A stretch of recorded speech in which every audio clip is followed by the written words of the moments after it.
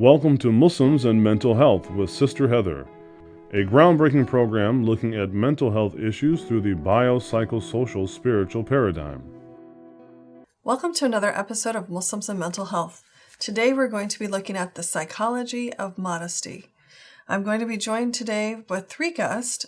First, Sheikah Muslema Purmul, and then Sister Sumiyyah Abdur-Rasheed, and lastly, Sister Suzanne Akkad.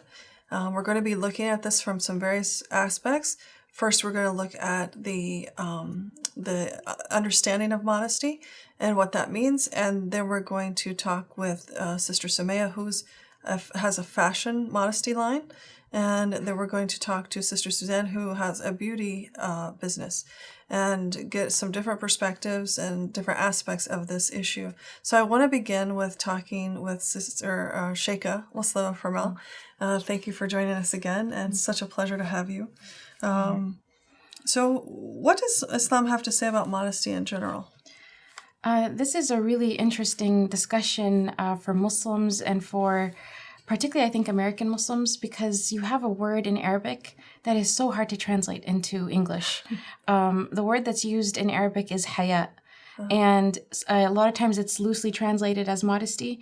But when you look at the way that it's used in the narrations of the Prophet Muhammad, peace be upon him, you find that it's a spiritual concept, it's a social concept, and there really is no English equivalent. Hayat comes from the word life on a literal level, and in researching the topic and looking at different words, I've seen people try to translate it as shyness, and I'm like, no, it's not shyness. See people try to describe it as shame, and I was like, no, not, because all of these words have other connotations in English that are not there in the word hayat. So especially when you look at the example of the life of the Prophet Muhammad and the generation of the companions, some people describe it as self-respect, and I'm like, that's an aspect of it. Hayat translated as, I think the closest translation that I found was a friend of mine who's a convert to Islam from Christianity, and she talked to me about how she was raised to try to be a person of grace. And so this word grace, and how when she hears Muslims talk about modesty, she felt like it's very similar to how Christians talk about grace, and conducting yourself in a graceful way that's considerate of others, and considerate of God, paying attention to God first and foremost. So I thought that was actually the closest translation or in English. So that's fantastic, because I think whenever we hear the word modesty, people immediately go to clothing. This is about an issue of clothing, but that's not what I hear you saying. It's much more than that. Yeah, it comes from like a deep spiritual root and humility in front of God. So, scholars have talked about having hayat in front of God, and having hayat in front of the angels, and having hayat with other people, and even having hayat with yourself. And these are all spiritual concepts that, hayat in front of God is to feel just, again, here the word shy maybe works, where you feel too shy in the presence of God to do something that he's going to be displeased with. Or hayat in front of the angels, that you, out of consideration for their presence, you wouldn't do something that is vulgar, or something that would cause them to leave the gathering, the presence of people there. Hayat with yourself, in the sense of being able to hold yourself accountable when you're with yourself and thinking about your day or the way you live your life, that you have a sense of a humility in just accepting some of your shortcomings and wanting to work on them. And hayat with other people, just being considerate of them to the extent that you don't want to harm them in any way, or behave in a way that, again, that it does have this aspect of, I don't want to be indecent, or I don't want to, but it's more from like harm. And I think culture also has a lot to play with the way that we understand the term as a Muslim on a practical level. In my family comes from Afghanistan. I heard the word growing up, Haya, and it wasn't, I heard it from a young age before the time of the dress code of hijab, and it really referred more to like having good manners with people and wanting to be someone who obeys what God is asking of us. So it had to do more with like just overall consideration and trying to conduct yourself with grace, I guess is the best term. So more of a way of being. A way of being, yeah. And that, dress is just a manifestation in a very specific way. It is related to the subject, absolutely. But I noticed that with my friends who came of Arab backgrounds, some of them, whose parents never actually would talk to them about the concept of Haya at all until it was required for them Islamically to start covering with the formal dress code of hijab. And so then Haya just became hijab, and Haya was only about like restraining lewdness, and it didn't really include all the other aspects which are spiritual and manners based and consideration based, and really about humility and not wanting to be someone who's seeking to be center of attention all the time in any way, like whether it's with clothing or with like a person who's a show off, let's say with wealth. No one would, in our society, we would say that if someone walked around saying, gosh, I have so much money, we would say, gosh, that person is, that's not very modest, or if someone, walks around saying, I'm so intelligent, I'm just so much more intelligent than everyone else, or like wanting to flaunt that, it's not acceptable. But when it comes to other things, like let's say, yes, our bodies, then to flaunt it is almost like, necessary to prove that you're confident in this context sometimes, or at least when you're looking at popular culture. Yeah, I mean, they've even done documentaries about this, right? Like the sort of recent one called Misrepresentation, right? They highlight that that women have been sold a bill of goods that this is how you prove that you're free and you're that you're confident and capable, and is to not restrain yourself in this way. So, but I think that's really interesting the way you're describing it, because it seems almost like if people were taught this, boys and girls, before they reach the age where they actually wear their hijab, it just would be much more meaningful and deliberate, or I'm struggling for the word, but certainly more mindful of what they're doing, that they're making a choice, and it's they understand their choice, not just okay, I'm covering this, but I understand why I'm doing it. Yeah, and coming from like a place of just sincerity, like and goodwill, versus I think sometimes Haya is used as almost a sexualized term. And granted, there is an aspect to not flaunting sexuality that is incorporated within the concept of Haya, but it's not limited to just that. And when you limit it to just that, it loses meaning in all the other spheres that it can be nourished and grow in. For myself, when I was younger, for example, if a grown-up was talking and I interrupted, my parents would be like, "You need to have some Haya. This is you shouldn't feel like you can just interrupt someone, and you should have respect for your elders." So it really comes a lot more from consideration and being sincere with people. And so I want to, though, look a little more specifically about clothing, and some other expressions that people bring up popularly, like the eyebrows, like whether you can you manscape? Can you can you have your eyebrows plucked? I'm not sure what the, obsession with focusing on these sort of minor details are, but seems to be an issue in the community. So I was wondering if you could speak to that a little bit as well. Like, what about these specific things? I mean, like in terms of, let's say, the overall way that the dress code is for Muslim women, or the conduct, I guess, for Muslim women, there are different legal opinions within the scholars, but I usually like to offer people the base minimum that everyone sort of agrees on. So the base minimum is to cover, or the major scholars of our heritage and tradition agree on, and that's that everything is covered except for the face and hands, and in some opinions the feet as well. So and then in terms of eyebrows, there are different opinions. Some say you can't pluck them, and there's different narrations that talk about that. Others say that you can pluck them, but after marriage, and others say that it's a relative. The idea of plucking eyebrows or the prohibition regarding that is culturally not culturally, but it's placed within a particular context. So one of the aspects, actually, this is such a significant point for Muslim men and women, one of the aspects that's considered a condition of the way that we dress or carry ourselves is that we don't carry ourselves in such a way that resembles the worst aspects of society. So in the time of the Prophet Muhammad, peace be upon him, some scholars have mentioned that the thinning of the eyebrows was a mark of those women who either participated in prostitution or were part of a certain type of lifestyle that was considered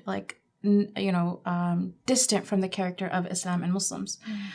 So it was very important that Muslims, in the way they carry themselves, do not emulate these symbols that are associated with I would say a type of behavior or overall conduct that is far from the modesty that Islam encourages within its people. And because thinning the eyebrows today is not a sign of prostitution, the symbol is not seen as directly equated to that. Some scholars have mentioned that it's that prohibition for our context is lifted. But there are other things that are signs that we don't actually talk about if we look at the spirit of the law, like red, long stiletto heels. That has a very particular symbolic meaning in the Western context. But we don't really talk about stilettos or other things that really in this context might be associated with a type of behavior that Muslim women are not, or Muslims in general don't, doesn't really exemplify the type of character we're trying to represent. So I remember I don't know if this might be a little old for you, but the movie Grease. Well, they made the play into a movie, right? And the main character, she goes from wearing poodle skirts and sweaters to, at the end, she's wearing a leather pants and top to signify being cool, but in a sort of more sexualized way, right? And the reason that came up for me as you were talking is because of the idea of skinny jeans, right?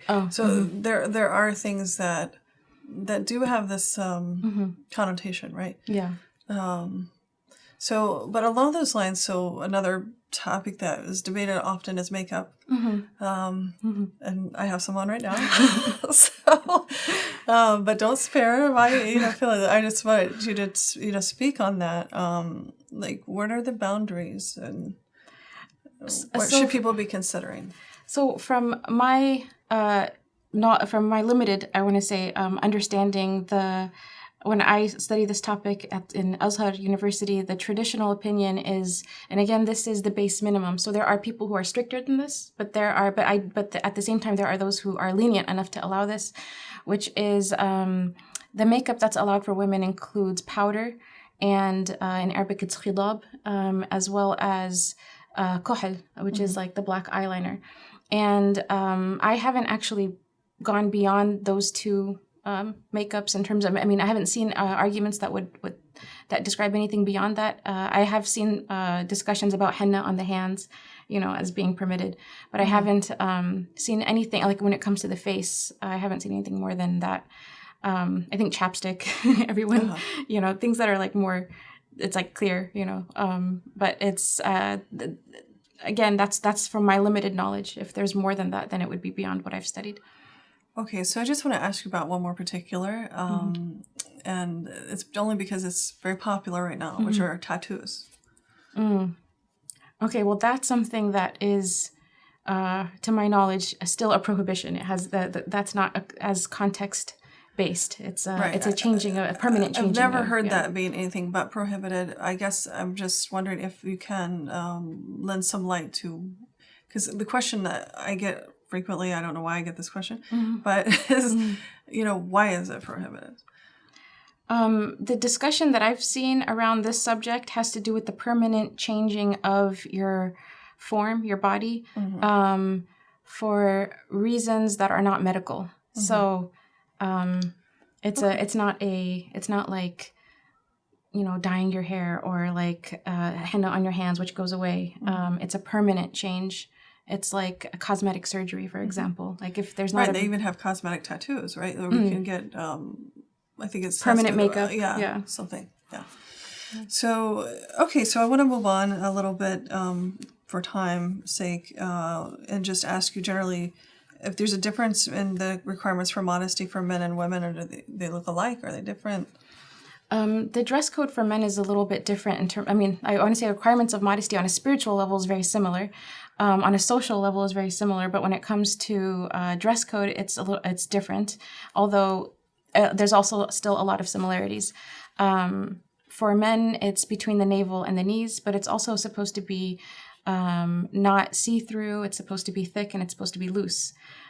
So this is an interesting thing because sometimes when we see, let's say, Muslim sisters who are struggling with different aspects of their hijab, people are so quick to call it out. But you have sometimes Muslim brothers who are wearing, let's say, skinny jeans, and it's Jummah. And you don't want to be mooned in the middle of exactly, and this is a much bigger issue that needs to be addressed and dressed. But there's sometimes a double standard when we discuss these issues with regards to how I heard actually some young teen girls talking about this recently because they understand why men and women why women pray behind men, but they were asking that exact question. So we understand we don't want like the men looking at the women when they're praying, but what about these men? We can see things when they're praying. You know? And I thought it was a good question, but it's I'm not sure that we've really talked about it, but and I think that's part of if we want to be true to the principles of our faith, it's so important to talk about these things without having double standards, especially when it comes to modesty and it comes to the upholding the ethic of modesty. And I'll give you an example that I think is like really important to why young people sometimes flee from this beautiful word Haya because of the way that it's used to shame people rather than to help them grow, and used in a very one-sided way. So a while back, there was a video that came out, and it was called Mipsters. And it had some Muslim sisters wearing different things, and it had some music playing to it that didn't necessarily have the best content in the music either. And so people saw it and were very appalled by seeing Islam in America being portrayed in that way. And then there was a huge outcry, basically, in the Muslim community. And then a few months later, there was a calendar called the Hottest Muslim Men Calendar, like openly used that term, and they put profiles of respectable members of our leadership, Muslim leadership in America, into this calendar. Like they found the pictures and they added this, and you didn't hear anyone say anything about this. I didn't even know about that. We don't even know about it. Yeah. So you have sisters who will come and say, does Haya only apply to women? Or let's say a sister is outspoken. Some people will try to use that to make sure that she doesn't voice her opinion. And it's like, no, Haya doesn't mean you have social anxiety or that your voice cannot be heard or that you shouldn't participate in the discussions of your community. If you look at the Prophet's masjid, that was not what Haya meant. But if it's if the term is used to abuse people, then it becomes something people rebel against, and not realizing that it's actually been misused against them. And the double standard, I think, is also something, especially with young people. I remember when I was young in college, if a sister was doing some spoken word at a MSA event, a lot of people would start to get upset about that. But then there was, let's say, a brother who comes out in the middle of the audience, in the middle of a talk, and just starts beating his drum and starts singing.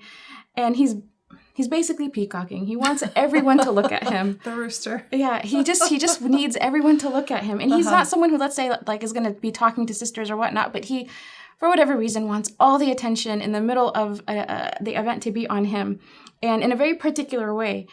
And people, kind of shrug that off as being funny.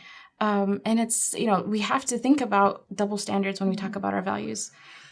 And this is something I want to return to, and I don't know, maybe we can have you back again sometime, because I want to talk eventually about the issue of balancing some of these things. I mean, because Muslim women are in competition with the rest of society. And so how does that balance? And this is a little out of the scope for today, but I would like, inshallah, in the future, hopefully we can bring you back to have a more in-depth conversation around that, because it's very serious, and women are confronting this all the time and how to deal with it.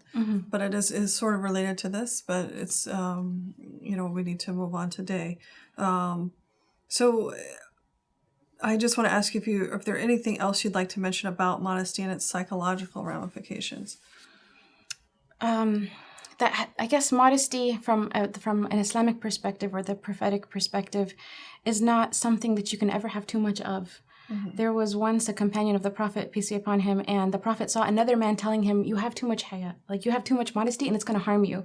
And the Prophet told him to leave him because modesty is part of faith. Like let him have this modesty. The Prophet, peace be upon him, also said that modesty is all good. This quality is all good. It's not something to flee from. It's something to flee to. It's something like Iman. You want to keep growing in it. You want to apply it to different aspects of your life. And it shouldn't just be limited. For it to really be a comprehensive growth, our understanding of it has to go beyond. It includes dress, but it needs to go beyond dress. It has to be this idea of, I want to have sincerity and humility in front of God. I want to be considerate. I want to feel ashamed when I've done something wrong. I want to have that sense of honesty. And I think, when you were describing it before, that's what I also heard, right? Because there are positive forms of shame, another discussion for another time, but that allow us to create those boundaries, right? And so that's exactly what you're talking about, and not what we typically associate with shame as this dark and shadowy thing, right? But it's the positive boundary setting that has that internal drive of, that's not good for me. And that's okay. Yeah, that's okay. Just like you said, that cultivating that internal recognition. One of the things that I'm actually very thankful for in terms of my mom when I was younger is she used to always, I feel like it was the first lesson that she taught us was, you don't have to do what everyone else is doing, and that you can be doing something that's completely different, and you will be doing something that's completely different, and that's okay. And there was something really, I think, for me as a young person, I felt like that was such a liberating concept, that just because, I didn't see it as a restriction. I saw it as, I don't have to follow what everyone else thinks is cool. I don't have to follow everyone else's understanding of what we need to wear or how we need to talk. I don't have to copy the manners of trying to be a show-off to get attention. That doesn't have to be me. Even if that's all around me, I can choose to be someone very different than that. And I think there's... it's a very positive message. It's very liberating. It was a very... I felt like it appeals to the young rebel in all of us that you don't have to, anti-conformity, but in a good way, that you can sort of decide for yourself. There was an article I just want to mention quickly. It was on lifesitenews.com about a woman who was saying that she doesn't want to dress her 4-year-old daughter in spaghetti strap tank tops because she's a therapist and she knows how this idea of modesty is something that she wants to cultivate in her daughter from a young age.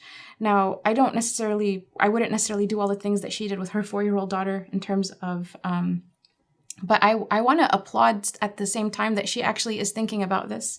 Like, how do I make it easier for my daughter as she grows up and into the world to be able to do things that are different and set her own sort of definitions? But I had once an Arab father approach me.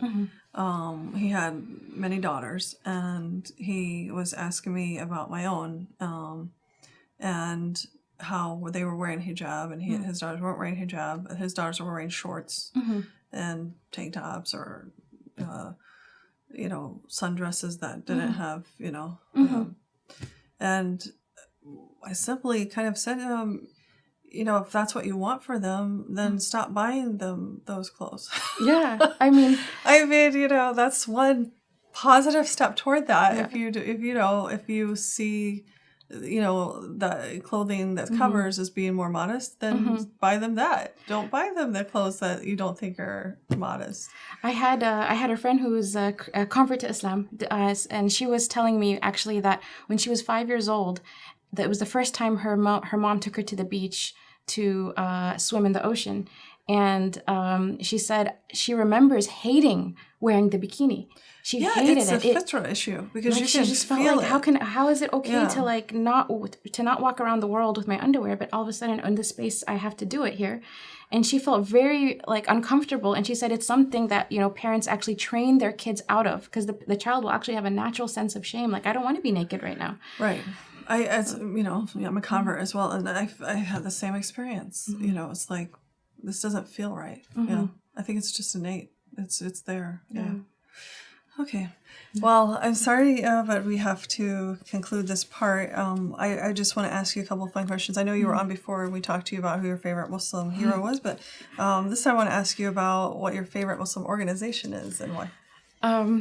So this one's an interesting question because I don't think I have found it yet.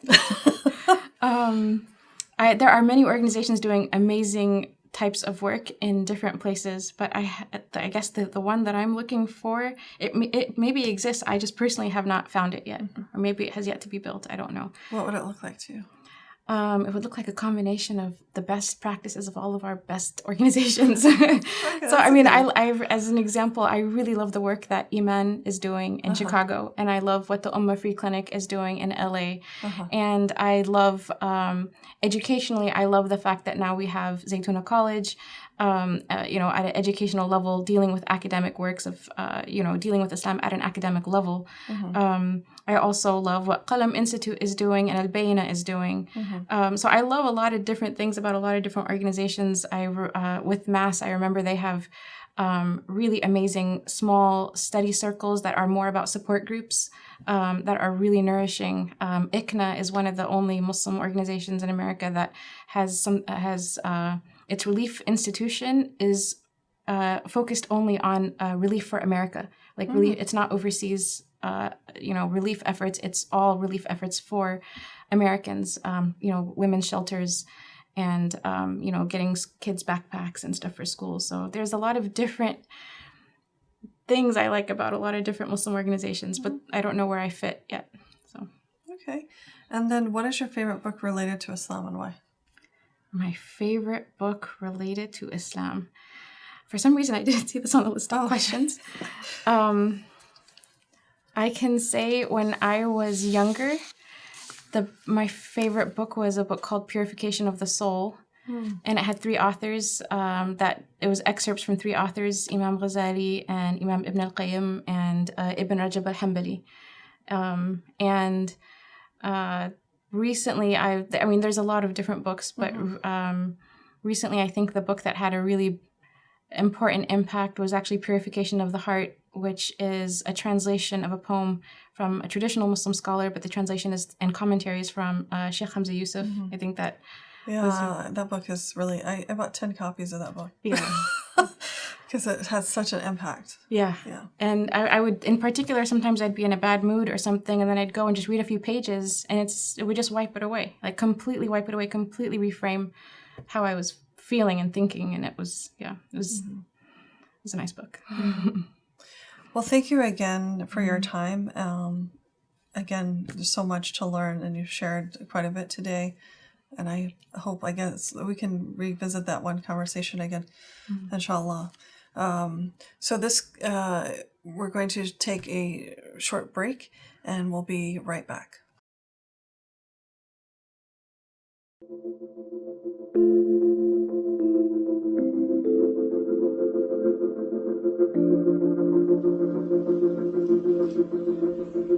Hi, welcome to Adelante. This is Adelante Recovery, and my name is Yvette Kuglin, and I'm part of the staff. Adelante Recovery Center has helped people in dual diagnosis for 5 years. We accept most PPO insurances and provide luxury accommodations and 24-hour support. To speak with an admissions counselor, call 1-888-242-4450. A lot of time we don't even know what's wrong with us, and sometimes we need to get away to figure that out. So if you want to go for a little retreat out in Corona Del Mar, which is a confidential location, we're here to help. So we're only a phone call away. Thank you. Welcome back to Muslims and Mental Health. Today we're discussing the psychology of modesty, and we just finished with Sheikah Muslema Purmul, and we're going to move on now with Sister Sumiyyah Abdur-Rasheed, and she is the founder of a modesty clothing line, and I'm going to let her talk about that a little bit herself. Welcome to the program, Sister Sumiyyah. Assalamu alaikum. I was wanting to ask you, I understand that you have a modesty fashion line, and can you tell us a little bit about it and why you started it? Sure. Our fashion line is it's under our company, SWH Apparel. And SWH Apparel produces plus-size women's ready-to-wear and plus-size lingerie. We started the line, Full Figure Design, or SWH Apparel, back in 1992. And we started the line to address the need of plus-size women. But one thing we didn't do, we didn't compromise on the designs. We still designed clothes that we wore, but it just so happened our clientele loved our clothes. Mm-hmm. So we started when there was no term modesty. It was just clothes that just happened to have been, a little bit longer. And our customers would always say, gee, you cover our behinds and, make us look pretty. So we felt really great about that. And then over time, Muslim women started finding out about us because our clientele had basically been conservative Christian women who wanted longer clothes. So over a period of time, as I say, Muslim women discovered our line. Uh-huh. And so how can people avail themselves of your line and your business? Well, they can go to our website, swhapparelclothing.com. They can also follow me on Twitter at swhapparel, and I'm also on Instagram, swhapparelclothing. Mm-hmm. And so we were it's interesting what you were saying about not even non-Muslims being interested in the clothing, because we were talking to Sheikah Muslema. She was talking about, modesty itself just being like an act of grace, right? And it's not just about the clothing, right? So it's a matter of state of mind and so forth. And so I want to ask you yourself, how do you feel about your line contributing to the Muslim community and the expression of modesty? Well, I feel that it is a huge contribution to the community because we offer options. We offer options that are trendy. We stay on trend. We offer options that meet the dictates that the women want. So we are in limited, very select stores, but they can also order from us online. But we give them those options to still look very chic, very trendy, but you still feel like I am still covered, but I feel good about myself. I mean, I don't do a lot of drab. I don't do frump. And if you go to my website, it'll say I don't do frumpy, don't do drab. And and it sounds like you balance the whole expression. Because as we know, there's a hadith, from the Prophet where he says, Prophet Muhammad, where he says, verily God is beautiful and he loves beauty. And so you have, on the one hand, the day wear, and then Right. on the other hand, you have the lingerie for, the evening. So that beauty can be displayed in these various spaces. Right. Right. And with our lingerie, we target brides-to-be specifically because I love the fact that they're getting married. They're they want to please their husbands. They want to look pretty. They want to look pretty in the day, but we always think about the night and beyond. This is a long-term investment of both parties. So we spend time educating the brides-to-be about wedding trousseaux, and really the need for intimacy. And so is there anything else you would like to mention about modesty and fashion?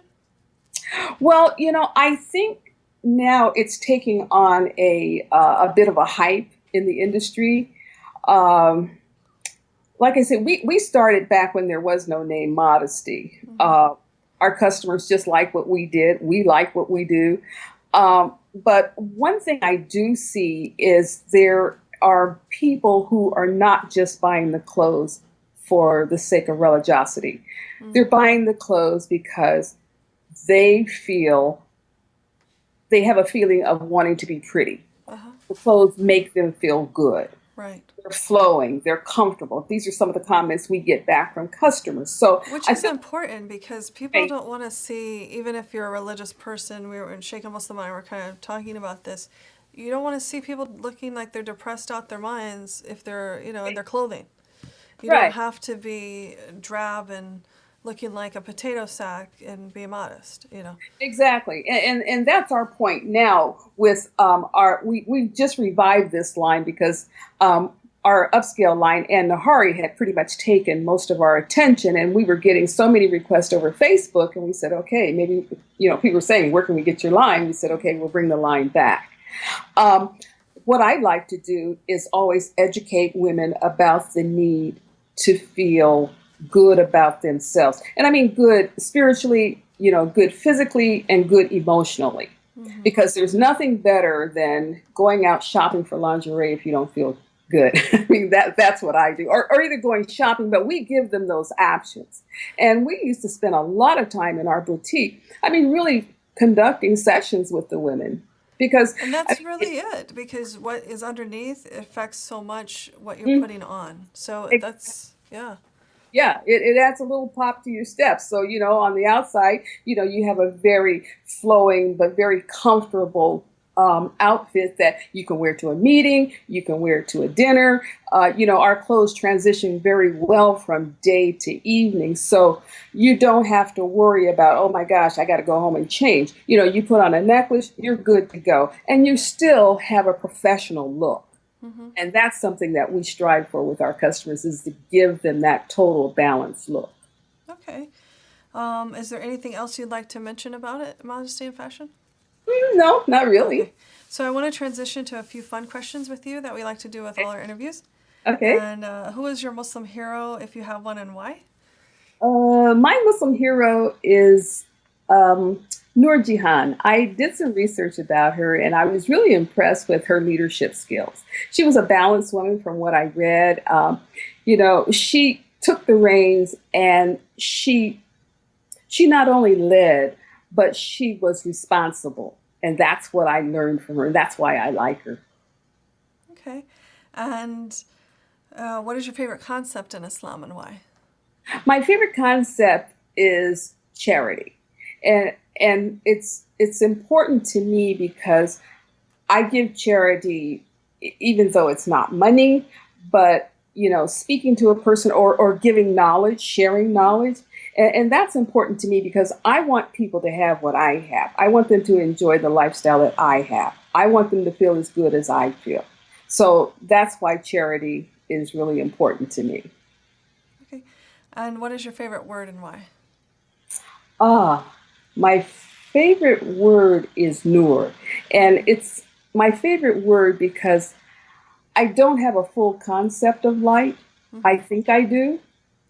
But I'm still researching light. But when I think about light and light coming into my life, light coming into the world and bringing knowledge or bringing balance, it's pleasing to me. It's a very warming feeling to me. So, like I say, I don't think I fully understand light, but it's my favorite word. It's a good word. So thank you so much for joining us today. Good. It's good to get the perspective of someone like in the business who is helping people actualize this, frame of mind of modesty. So thank you for joining us, and I look forward to talking to you soon, inshallah. Inshallah. Thank you so much. We're going to continue and talk with Sister Suzanne Laughlin. Assalamu alaikum. Alaikum assalam. So we've just been discussing the issue of modesty with Sheikah Muslema Purmul and Sister Sumiyyah about her modesty fashion line. And I understand you have a great deal of experience in the cosmetics industry and in the business, particularly of beauty. Can you tell us a little bit about why you decided to start it? Well, actually, back in the mid-90s, I started out working for a company by the name of Merle Norman Cosmetics, and And from there, I went into retail, and I eventually found myself working for the Paris-based company called Clarins Cosmetics. I enjoyed that immensely, became a business manager for them and ran a beauty counter in Indianapolis for them. And then I went on to travel and work in different stores throughout the country for makeup artistry and just general support. And I eventually wound up working for a company by the name of Bobbi Brown Cosmetics in the late 90s. And I really enjoyed their training in makeup artistry. It allowed me to become a makeup artist that then I could work on the side and do makeup artistry. I did for brides and bridal parties. And then I also, in addition to doing that, I also worked for the Bobbi Brown company and was a manager for a store in Indianapolis called Jacobson's. And I enjoyed it so much. I then moved to Michigan. I was married and started a family, so I got out of cosmetics and retail altogether. And now that my youngest is in third grade, I have made my way back into it by working for a company by the name of Beauty Counter. And it's something I'm really excited about. And so that's a little bit about me and cosmetics. Mm-hmm. And so, I mean, you obviously like the work, so that's one of the reasons it must be that you got back into it, right? Yes. The reason that I got drawn into Beauty Counter was because I discovered that there was such a need to educate consumers on their personal care and beauty products that they use. As from, beautifying ourselves, we also put a lot of products on ourselves, whether it be for sun protection, skin care, men, women, children, babies. We all do this. And unfortunately, the industry does not regulate the ingredients that go into these products. And that was quite alarming. I've known this for years. And like, for instance, the average woman in America literally consumes half of a lipstick annually. Those that wear lipstick or lip gloss, just from licking her lips. But here's what's more alarming. Here's something more alarming.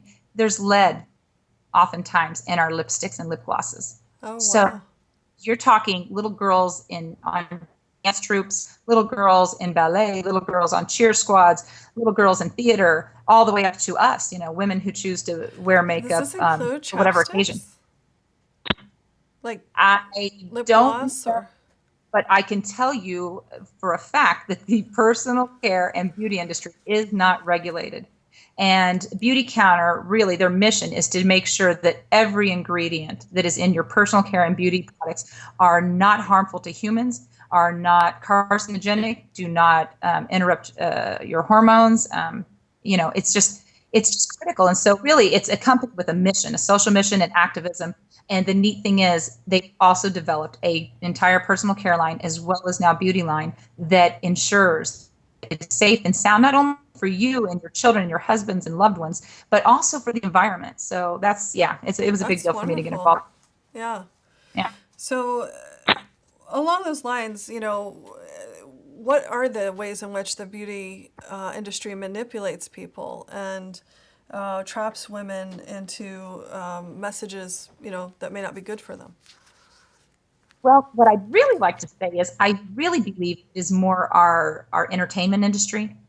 I believe it is the media. I believe it is print media. And I think the beauty industry per se, they have the cosmetics, yes, and they have the products, yes, but it's what Hollywood dictates, it's what print media dictates, and it's what your advertising industries dictate. There's the crux. I think it's more them that manipulates the situation more so than the beauty industry itself. I mean, the beauty industry, yes, they then fall into the whole category of needing to advertise and how are they going to advertise. But this is all determined, by outsiders, and so I don't think that the beauty industry is so much manipulating things as they provide a product, but it's what is Hollywood, what is print media, what is social media, what do we see and what's being pushed at us, and I feel that yes, I feel that unfortunately a lot of those industries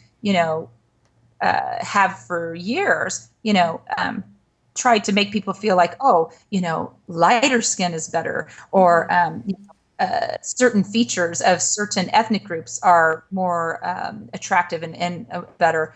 But one thing that I can honestly say is that I think is more hopeful is we are starting to see much more diversity in advertising and also in print media as well as in the movies and stuff to show that there's all different faces of beauty.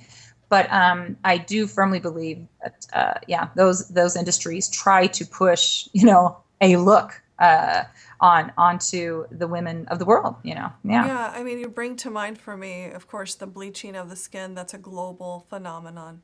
And then, I think if I remember correctly, right, was it the Bobby Brown line created to accommodate people of different skin Oh, yeah. types? Yeah. I mean, I thought that was one of the big things about the Bobby Brown. Yeah. It was awesome. I really enjoyed when I worked for her company. It was just that, she was right there because she had done so much makeup artistry for people in print or in media and on television. But she was a firm believer in making sure that you had a product that matched your skin tone. So she had an array of shades, and so that was really important because it was one thing that was really frustrating for me was just to see women come to a line and they not have the product that they needed to offer. I mean, I remember when I worked for Clarins, sometimes I would get maybe some African American or possibly some darker skinned Latinas or women from India that would come in and need, foundation. And, quite frankly, I would just be quite honest with them. And I'd walk them over to a company by the name of Prescriptives or Fashion Fair at the time, because I knew that they at least catered to a broader array of skin tones. Now, nice thing I can say is nowadays, this has changed. I mean, I have seen a big change from, the early 90s till now, it's 2015. And a lot of companies recognize that we are a multicultural society and that beauty and women come in all different shades. So, that's not so much a problem anymore. But yeah, I do agree that, there is a problem with skin bleaching, hair straightening, wearing lighter contacts, plastic surgery to change the shapes of your eyes or to change the shapes of your nose or enhance your lips. It gets to be quite sad because this is something that our young girls are seeing and being influenced by. But I'm more in and take care of your heart, take care of your health, and that will show you that your beauty will come through just like that. Yeah. So we were talking with Sheikah Muslema about the boundaries, around these things, and she was mentioning that the ulama, the scholars, at the very minimum find permissible, wearing powders, foundation, and kohl, in the eyes. And some of the other makeup that is available, they just haven't got around to discussing it. So it's not clear as to the permissibility of them. But, she also referred to a hadith from the Prophet Muhammad about how Allah believes in beauty and that verily that God is beautiful, right? And so he loves beauty. And so the idea of enhancing our beauty, with the intention and the feeling of grace behind it or in front of it, that it's okay, that we shouldn't, get too bent out of shape about some of these things. And so, I in that, I want to ask you, how people can avail themselves of your, beauty counter business and how they can get in touch with you if they want to pursue something like that. Sure. Well, first of all, I just want to bring up two apps that you can download on your mobile devices. One is called Skin Deep, and this app is developed by the Environmental Working Group. And the app Skin Deep is absolutely phenomenal. You download this app and then it's a barcode reader and you can take it into your bathroom, your daughter's bathroom. You can grab your husband's shaving cream or whatever, and you just scan the barcode. And hopefully the item is in its database. They have a multitude of items in their database. And you will then get a numerical score that will let you know, based on the ingredients in that product, how safe, how sound it is for humans and our environment. And that's something I want everybody to just go out there and do. You can go out there and Skin Deep doing that so you can figure out what's in your products. Number two, feel free to go to www.beautycounter.com/Suzanne Laughlin. If you can't remember my last name, no big deal, but just at least go to beautycounter.com. I do have my own webpage I'm setting up with them, but that page will give people a great wealth of information on what the company's mission is, what our goal is. Our goal is just to hopefully make sure going forward in the future that the items in our beauty and skincare line is regulated, and that every company uses safe and sound ingredients and such. So yeah. And could you spell out your name for people so that they can find it? Again, that's www.beautycounter.com/Suzanne Laughlin, and that is spelled SUZANNELAUGHLIN. And so I want to ask you, is there anything else you want to mention about modesty and beauty? Well, I just feel that,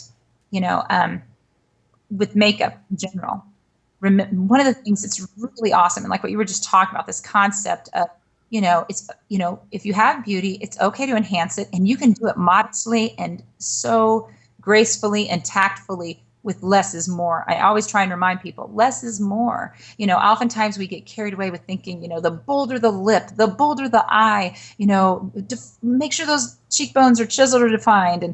But I'm like, no, really, I try and let people know that, a little bit of foundation in strategic places, maybe chin or around the nose area, forehead, a little bit of powder in strategic places. If you want to put a little bit of color on your face, I'd pick a light neutral color maybe and kind of hit the apples of your cheeks. Go with a tinted gloss more than a full-on lip, and then, Islamically, go ahead and then use kohl and use it as a eyeliner. And I've even heard of some people mixing it with clear mascara. So the clear mascara to then brush onto their eyelashes if they choose to do it that way. But less is more. That's my biggest key. Less is more if you want to wear makeup. It's always been the truth. I don't care if you have, crepey skin because you're old and you've got fine lines, or if you're young and you're dealing with pimples. It's not about trying to cover everything up. It's just about enhancing things that you have in a very subtle way, and it just goes a long, long way. So yeah. Well, thank you for sharing your thoughts with us today on beauty and modesty. I want to switch now to some fun questions that we always ask our interviewees. And so let's start with, who is your favorite or who is your Muslim hero, if you have one, and why?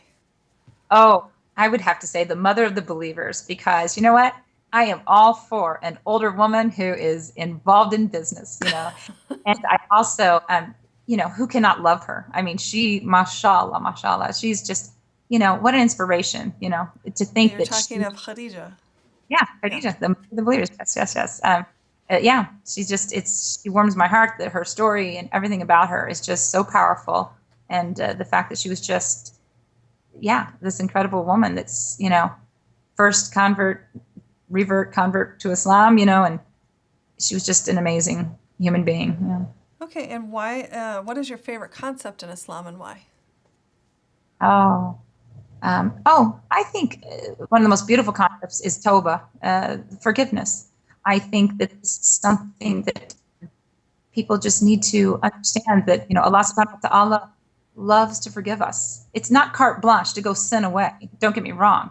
But I just feel like, no matter what you've done, no matter what, Allah subhanahu wa ta'ala has created this mechanism, Tawbah, in our prayer, to seek forgiveness from Him, to wipe your slate clean, and to restore integrity and try again. And that's what it's all about. Just get back up, try again. If you fall off that horse, if you sin, go make wudu, do your Tawbah, turn to Allah, seek forgiveness. He wants you to ask for forgiveness. He loves this. He loves to forgive those who ask for it. Repent, be sincere, and earnestly try not to repeat the sin. And if you do sin again, start over. It's just that beautiful. And what is your favorite word, and why? My favorite word and why? Oh, subhanallah, mashallah. You stumped me. I don't know. There's so many. Ar-Rahman Ar-Rahim, I think about the most merciful, the most beneficent. Again, I just love the idea, the concept of mercy in Islam. It's just, yeah. There you go. How's that? Well, thank you very much for joining us today and sharing your thoughts with us. And this concludes another episode of Muslims and Mental Health. We always appreciate your comments, your questions, your feedbacks, your concern. And you can send that to us at nafshealertherapy@gmail.com. That's NAFSHEALER therapy@gmail.com. And please check out our adjunctive website at www.nafshealertherapy.wordpress.com. Thank you.